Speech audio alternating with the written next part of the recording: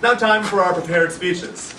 Giving her speech number 7 from the Competent Communicator Manual entitled Failed Diplomacy, please welcome Joyce Laker.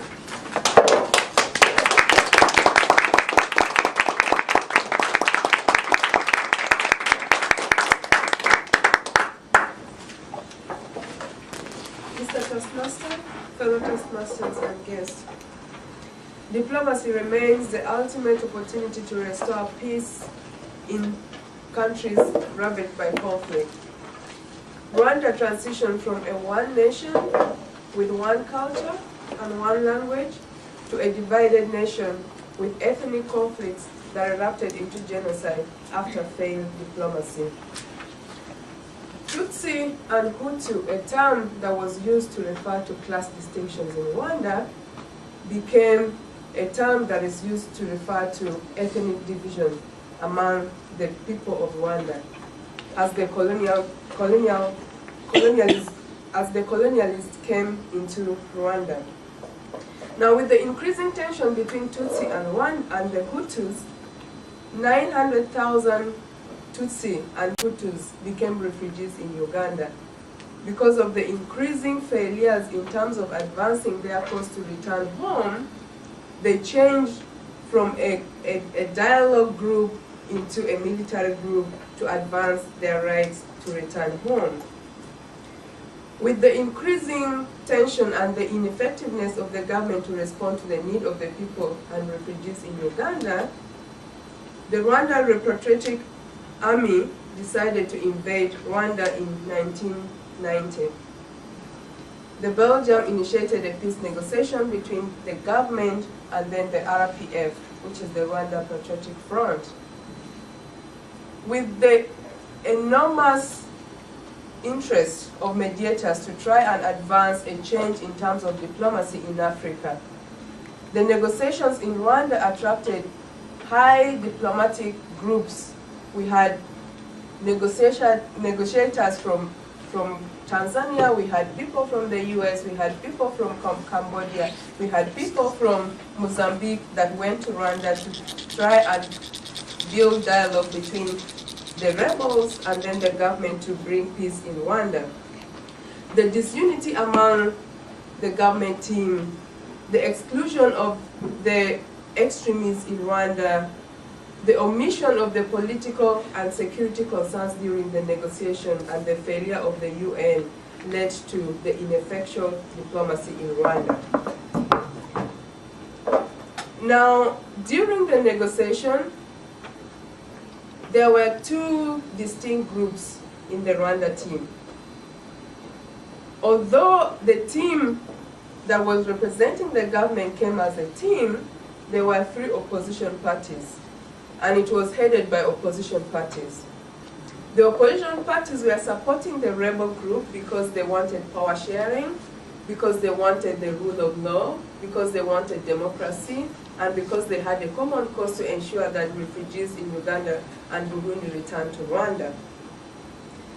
The government team wanted to ensure that Rwanda remains a Hutu and a Tutsi-free area. Habyarimana, which was the president of Rwanda, simply wanted himself to remain a permanent president in Rwanda, and that brought conflict in the negotiation. Now, during the process of the negotiation, the Hutu were represented by the Committee for Defense for Rwanda, and it was only one representative, that was Colonel Basabora. Basabora did not talk throughout the negotiation for the 13 months of negotiation, and that was a problem that mediators did not look into. He refused to sign the code of conduct that governed how the peace process would be and that debarred any killings during the peace negotiation. And at the end of the conclusion of the negotiation, they only gave the extremists one position because the rebels were like, they were not able to have the extremists part of the government, and they rejected that position.